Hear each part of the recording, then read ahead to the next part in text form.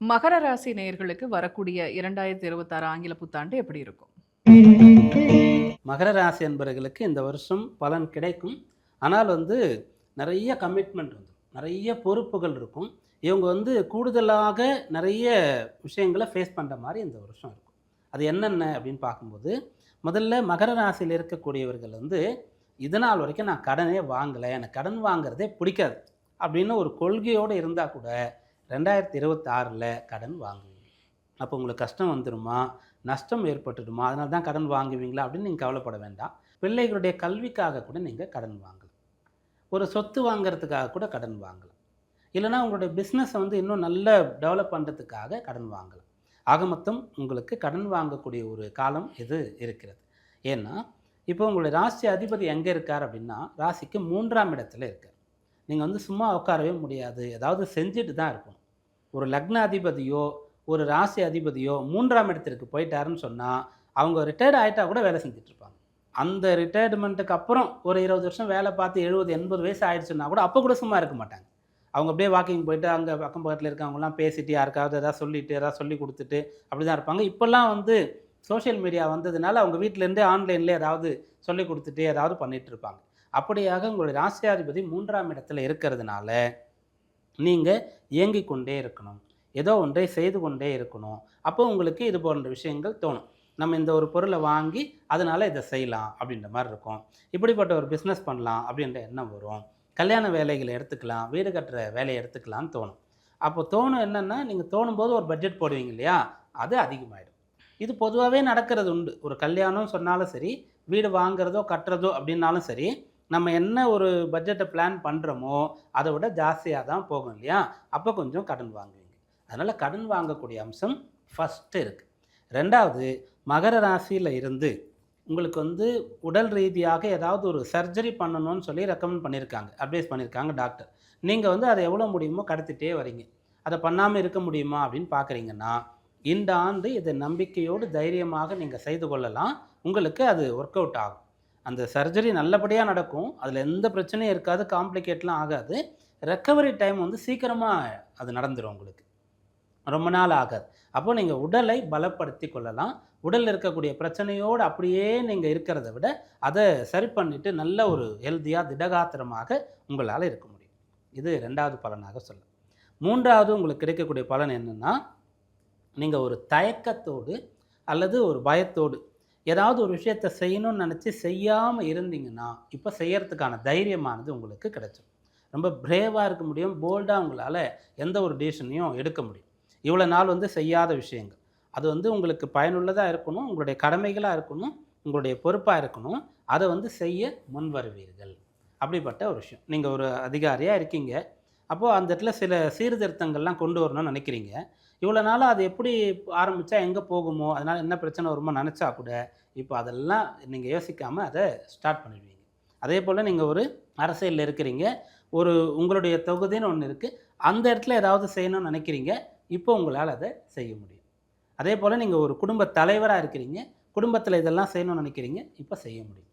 இதற்கு முன்னாடி நீங்கள் பிளான் பண்ணி அல்லது ஆசைப்பட்டு செய்ய முடியாத விஷயங்களில் இந்த 2026ஆம் வருஷம் செய்ய முடியும். உங்கள் கூட பிறந்தவங்களோடு இருக்கக்கூடிய பிரச்சனைகள் இந்த வருஷத்தில் சரியாயிடும். மகர ராசி அப்படின்னு சொன்னாலே இந்த ராசியில் தான் செவ்வாய் உச்சமடைவர். செவ்வாயின்னு சொல்லக்கூடியவர் யாருன்னு கேட்டால் சகோதர காரகன் அப்படின்னு நம்ம சொல்லுவோம். அந்த செவ்வாய் இந்த ராசியில் தான் உச்சமடைவர். அதனால் கூட பிறந்தவங்க சம்பந்தமாக உங்களுக்கு எப்போதும் ஒரு தொடர்பு இருந்து கொண்டே இருக்கும். அதில் பிரச்சனைகள் இருந்தால் அதெல்லாம் இந்த ஆண்டு சரி பண்ண முடியும். நீங்களும் அனுபவிக்க முடியாமல், உங்கள் அண்ணா தம்பியோ இல்லை அக்கா தங்கியோ அவங்களும் அனுபவிக்க முடியாமல் உங்கள் சொத்து ஒரு வழக்கில் இருக்குது, ஒரு பஞ்சாயத்தில் இருக்குது, அல்லது அதெல்லாம் போகாமல் பூட்டி வச்சுருக்கீங்க, யாரும் அனுபவிக்கக்கூடாதுன்னு சொல்லிட்டுனா இப்போ அதை சரி பண்ண முடியும். எல்லாம் உட்காந்து பேசி அதை சரி பண்ண முடியும். அதே போல் உங்களுக்கு இருக்கக்கூடிய நிலப்புலன்களை உங்களால் பயன்படுத்த முடியும். உங்களுக்கு நிறைய நிலப்புலம் இருக்கிறது அப்படின்னு சொன்னால் அதை ஏன் வேஸ்ட்டாக சும்மா வச்சுருக்கிறது, அதில் பயிர் பண்ணலாம், அல்லது அதில் மரக்கன்றுகளை நட்டு வளர்க்கலாம், கால்நடை வளர்ப்புக்காக அதை பயன்படுத்தலாம். இப்படிப்பட்ட எண்ணமானது உங்களுக்கு ஏற்படும். அதை செய்வீங்க. நகர்ப்புறங்களில் இருக்கீங்கன்னு சொன்னால் அதை ஒரு வணிக வளாகம் மாதிரி கட்டி வாடகைக்கு விடலாம், ஒரு வீடு கட்டி வாடகைக்கு விடலாம், யாரோ ஒருத்தர் அனுபவிப்பாங்கல்ல அப்படின்ற மாதிரி இருக்கும். அப்படியும் இல்லைனா கூட வெறும் நிலத்தை கூட வாடகைக்கெல்லாம் விடுவோம் இல்லையா? அது போன்ற விஷயங்களை செய்ய முடியும். நிலப்புலன்களால் உங்களுக்கு ஆதாயம் ஏற்படும். சகோதரர்களால் பிரச்சனை இருக்குன்னு சொன்னால் அதெல்லாம் சரியாயிடும்.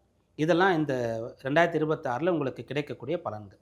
கவனமாக இருக்க வேண்டிய விஷயம் அப்படின்னு பார்க்கும்போது, இந்த ஆண்டில் நீங்கள் வந்து நிறைய நல்ல விஷயங்களை பண்ணுவீங்க, இயங்கிட்டே இருப்பீங்க, செய்ய முடியாத விஷயங்கள்லாம் செய்வீங்கன்னு பார்த்துட்டோம் இல்லையா? அப்படிப்பட்ட விஷயத்தை முடிவு பண்ணும்போது, கல்யாணம் ஆனவங்களாக இருந்தால் கட்டாயம் உங்களுடைய வாழ்க்கை துணை இடத்துல பேசிவிட்டு அப்புறம் ஆரம்பிக்கணும். கல்யாணம் ஆகாதவர்களாக இருந்தால் பேரண்ட்ஸோட பேசிவிட்டு அப்புறம் ஆரம்பிக்கணும். அது சிறப்பாக வரும். இப்போ வந்து மகர ராசியில உத்திராடம், திருவோணம், அவிட்டம் 3 நட்சத்திரக்காரங்க வராங்க. இவங்களுக்கு பலன்கள் எப்படி இருக்கும்? ஃபஸ்ட்டு வந்து உத்திராட நட்சத்திரம். உத்திராடம்னு சொன்னால், இந்த உத்திராட நட்சத்திரத்தில் பிறந்தவங்க கிட்ட எப்பயுமே வந்து ஒரு முன்னுக்கு முரணான ஒரு விஷயமானது இருக்கும். அதை வந்து நம்ம பார்க்க முடியும். அதற்கு காரணம் என்னென்னா, உத்திராடம்ன்றது சூரியனோட நட்சத்திரமாக வரும். மகர ராசின்றது சனியுடையதாக இருக்கும். இது ரெண்டுமே எதிரெதிர் துருவங்கள். அப்போ இவங்க இடத்திலே ஒரு முரண்பாடு இருக்கும். அந்த விஷயம் இந்த ஆண்டு சரியாகும். அது எப்படி சரியாகும்னா, அந்த முரண்பாடு ஏதாவது ஒரு உதாரணமாக எடுத்துகிட்டு நம்ம சொல்லலாம் அப்படின்னு கேட்டால், இவங்களுக்கு வந்து நிறைய பொருளை ஈட்டி சம்பாதிக்கணுன்ற எண்ணம் இருக்கும். ஆனால் நான் வீட்டை விட்டு வெளியில் போக மாட்டேன், வீட்டிலேருந்து அப்படி பக்கத்தில் தான் போய் வேலையை பார்த்துட்டு வருவேன் அப்படின்னு நினைப்பாங்க. அப்போது பொருளை அதிகமாக சம்பாதிக்கணுன்னாலே ஒருத்தர் வந்து நிறைய டைம் வந்து வெளியில் ஸ்பெண்ட் பண்ணால் தான் முடியும். வெளிநாட்டுக்கு போனால் தான் நிறைய சேலரி கிடைக்கும்ன்றது இந்த காலத்தில் இருக்கக்கூடிய ஒரு விஷயம். அதை செய்யாமல் இருக்கிறீங்க, ஆனால் அது ஆசைப்படுறீங்க. இந்த வருஷம் அதை செய்ய முடியும். திருமண விஷயம். ஒரு பொண்ணு இருக்காங்க, உத்திராட நட்சத்திரத்தில் பிறந்திருக்காங்க. கல்யாணம் பண்ணிக்கிறதுக்கு ஓகே. ஆனால் நான் வந்து எதுக்கு போய் அங்கே இருக்கணும், அப்போ அவன் வந்து இங்கே இருக்கட்டுமே அப்படின்ற மாதிரி நினைக்கிறதுக்கான வாய்ப்பு இருக்கிறது. நான் என்னோடய வீட்டில் தான் இருப்பேன். கல்யாணம் பண்ணிட்டு முடிஞ்சால் அந்த ஹஸ்பண்ட் கல்யாணம் பண்ணிக்க போகிறவன் வந்து இங்கே இருக்கட்டும், இல்லைன்னா கூட 2 பேர் சேர்ந்து வேற ஒரு இடத்துல இருக்கலாம், நான் ஏன் அவங்க வீட்டுக்கு போகணும் அப்படின்ற மாதிரி கேட்டிங்கன்னா, அதெல்லாம் சரியாகி ஏதோ ஒரு இடத்துல கன்வின்ஸ் ஆகி நீங்கள் வந்து கல்யாணம் பண்ணிப்பீங்க. இந்த பலனை வந்து உங்களுக்கு இந்த 2026ஆம் ஆண்டு கொண்டு வந்து கொடுக்கும். அதன் பிறகு திருவோணம். திருவோண நட்சத்திரத்தில் பிறந்தவங்களுக்கு இந்த ஆண்டு ரொம்ப வருஷமாக நிறைவேறாத நல்ல விஷயங்கள் நடக்கிறதுக்கான வாய்ப்பு இருக்கிறது. அது நிறைவேறாத விஷயம் எதுவாக இருந்தாலும் சரி, திருமணம் ஆகாமல் இருக்குது, குழந்தை பிறக்காமல் இருக்குது, உங்களுக்குன்னு ஒரு வீடு அமையாமல் இருக்கிறது, நீங்கள் படித்து பட்டம் வாங்கணும்னு ஆசை, அது நடக்கலை, இது போல் எதுவாக இருந்தாலும் சரி. ஆனால் அது ரொம்ப கால பிரார்த்தனையாக இருக்கணும். ரொம்ப வருஷமாக நீங்கள் அதுக்காக காத்துட்ருக்கணும். அப்படிப்பட்ட ஒன்று இந்த ஆண்டு நடக்கப் போகின்றது. அடுத்து அவிட்டம்.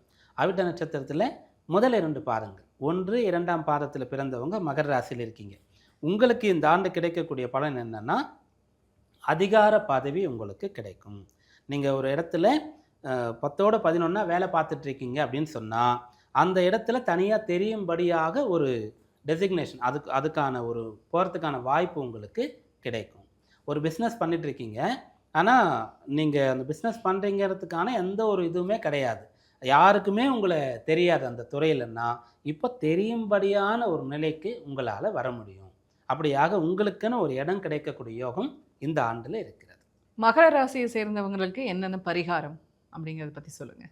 மகர ராசியில் இருக்கக்கூடியவங்க தெய்வ வழிபாடு அப்படின்னு சொன்னால், இந்த ஆண்டில் 2 தெய்வம் சேர்ந்துருக்கும்.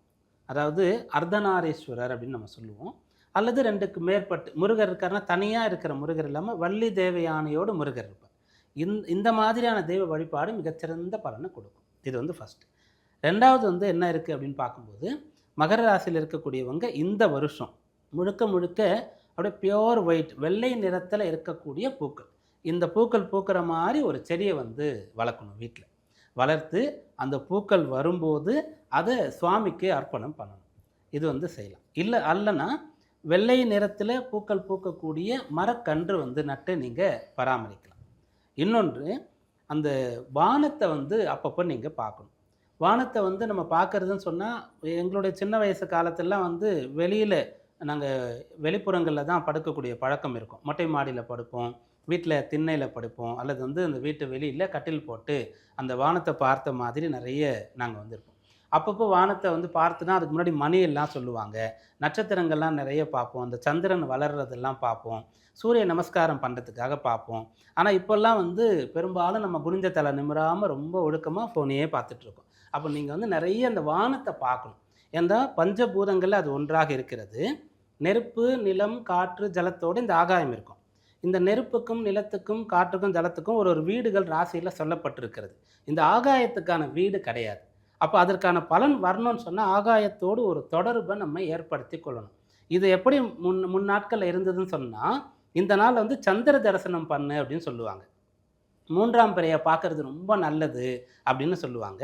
சூரிய நமஸ்காரம் பண்ணணும் அப்படின்னு சொல்லுவாங்க. அப்புறம் குறிப்பிட்ட காலங்களில் குறிப்பிட்ட நட்சத்திரங்கள் வந்து தோன்றும். குறிப்பிட்ட கிரகங்கள் வந்து தோன்றும். இதையெல்லாம் பார்க்க சொல்லுவாங்க. இப்போ அது இல்ல. அதனால உங்களுக்கு இந்த பரிகாரங்கள்ல இது ஒன்று இருக்கிறது, செய்யுங்க. இது வந்து உங்களுக்கு ரொம்ப அதிர்ஷ்டம் தரக்கூடியதா, பலன் தரக்கூடியதாக இந்த ஆண்டுல அமையும்.